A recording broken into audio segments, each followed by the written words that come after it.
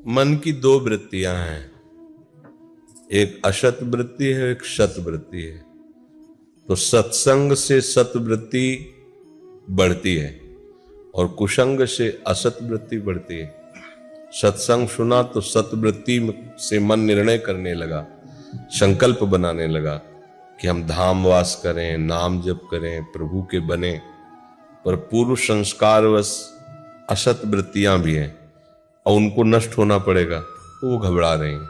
उसी मन में दो पार्ट हैं, जैसे बुद्धि में है, सुमति कुमति सबके उर राहें। सुमति माने सुंदर बुद्धि जो शास्त्र सम्मत है, कुमति जो शास्त्र के विपरीत आचरण कराने में दस्तखत करती है। बुद्धि का काम है निश्चय करना, मन का काम है संकल्प और विकल्प करना, ये करना चाहे ये नहीं करना। वो संकल्प बनाता है, निश्चय बुद्धि करती है, चित्त उसका चिंतन करता है, अहम उसको स्वीकार करता है, इंद्रियां क्रियाओं में उतर जाती है। तो अब जैसे हमारा सत्संकल्प बन रहा है तो उसमें जो घबराहट होती है वो हमारी नहीं है, उस मन की, उस असत अंग की है जिसे नष्ट होना पड़ेगा। मन का जो सत है वो प्रकाशित होता जाएगा और असत जो है वो नष्ट होता चला जाएगा, और वो नष्ट होना नहीं चाहता। इसलिए सत्संग से सतवृत्ति तो निर्णय करने के लिए तैयार है, पर असत वृत्ति चलने के लिए तैयार नहीं, क्योंकि घबरा रही है। अब उपासक को यहाँ सत पर अपना पक्ष रखना चाहिए और असत का त्याग कर देना चाहिए, और ये कर सकता है विवेक से। विवेक के द्वारा ही ये निर्णय लिया जा सकता है। अभी आप देख लीजिए, घबराने का तो कोई, निर्भय मार्ग में बड़ा भय कैसा, इधर भय है संसार में, प्रभु का मार्ग तो निर्भय है, इसमें भय कैसा। पर यही है असत वृत्ति, निर्भय पद में भयभीत होता है और जहां भय वहां निर्भय डोल रहा है। बस यही असत वृत्ति यही इसकी है, इसको समझ जाओ, कोई बात नहीं। घबराहट तो होती है, सबको होती है, क्योंकि सबके दुर्वासना मम सदा परिकर्षयन्ति।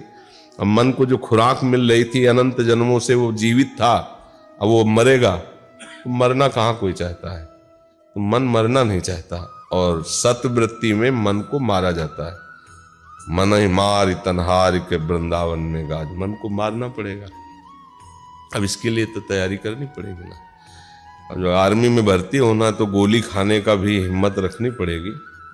अगर वहाँ सरकारी सुविधाएं मिलती है तो एक असुविधा भी होती है, कभी भी किसी भी समय कहीं भी भेजा जा सकता है, कुछ भी हो सकता है।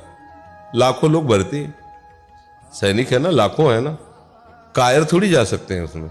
तो जाके मरना तो एक बार है यार, देश के लिए गोली खाएंगे क्या है, अल्लो खड़े हैं। अब ये भगवत पार्षद पद है, ये भागवत चरणारविंद में पूर्ण समर्पण का पद है, तो एक बार तो मरना ही है। अब क्या है, भरी के हो गए, अब तो चिंता की बात नहीं, इसमें भी स्वीकार करना होता है। अब जो होगा देखा जाएगा। घर से जब निकले 3 बजे तड़के भागे थे, तो 2-4 कोस चले होंगे, उसमें मन ने हमें गिरा दिया। यार कौन भोजन देगा, कौन रखेगा, कहाँ रखे, कैसे रहेंगे। यहाँ तो अम्मा है, सुबह लड़ पड़े, वही भूख लगी, अब कौन देगा, बच्चे ही तो थे। फिर अंदर नहीं यार, अब वापस नहीं चलेंगे, भगवान जैसा। घबरा गए कि अभी तो हम थोड़े ही यात्रा की है, और मन ने साथ छोड़ दिया था सब। कौन भोजन देगा, कहाँ रहोगे, घबरा गए भाई, उसी के बल से तो निकले थे। घबरा गए कि अरे ये तो हमारा साथी देना बंद कर देगा, अब क्या होगा अगर ये बार बार ऐसे प्रश्न करेगा, तो हम तो टूट जाएंगे, क्योंकि पूरी आसक्ति उसी के ऊपर है। अभी गाइड तो वही कर रहा है, आगे चलकर फिर उपासक जब समझ पाता है तो उसको अपने गाइड में लेता है। पहले तो हर जीव उसी के गाइड में रहता है ला। घबरा गए, एकदम आया कि भगवान सबका भरण पोषण करते हैं, भगवान के लिए चल रहे हैं, वही देखेंगे, वही संभालेंगे। घबराहट तो पैदा कर, अच्छे को घबराहट पैदा करवा देता है मन।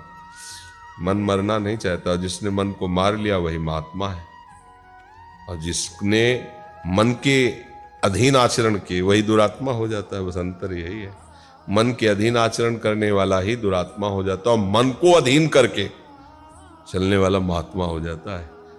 मन बहुत विचित्र है, ये जानता है कि इधर चले तो विषय मिलेगा नहीं, तो घबरा पड़ूंगा, कैसे रहेंगे, कैसे जिएंगे, क्या कई इतने प्रश्न खड़े कर देगा कि अगर हिम्मत कस के है, तेरी कोई बात नहीं माननी। भगवान है ना, सब कुछ उन्होंने 1 सेकंड में रचा है, तेरे लिए हर व्यवस्था कर देंगे, तू परेशान क्यों है। धीरे धीरे जैसे जैसे आपका विश्वास दृढ़ होता जाएगा, वैसे वैसे घबराहट, अरे तुम्हारी बात से दूसरों की घबराहट खत्म हो जाएगी, वैसा मन हो जाएगा। वही मन ही भगवान बन जाता है, क्योंकि इंद्रियाणाम मनश्चादि, भगवत स्वरूप हो जाता है।